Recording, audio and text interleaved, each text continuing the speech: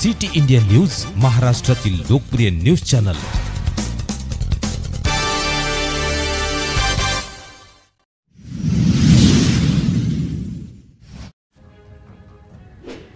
केळवद हद्दीतील बीडगाव येथे प्रतिबंधित असलेले कॉटन सीड विक्रीवर धडक कारवाई।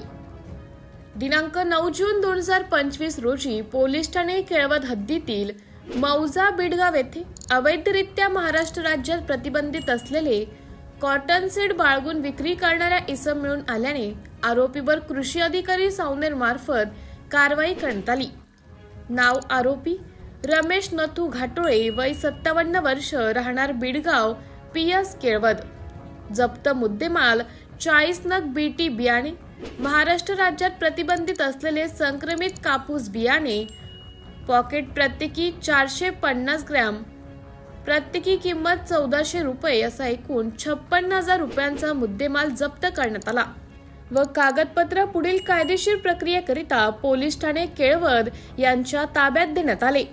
कार्यवाही पथक पोलीस निरीक्षक श्री ओमप्रकाश कोकाटे यांच्या मार्गदर्शनात GPSI चंद्रशेखर गडेकर, राजू रेवतकर, रवी चटप, देवादेव काते यांनी पार पाडली। सिटी इंडिया न्यूज साठी उपसंपादक नागपूर ग्रामीण मंगेश गमे।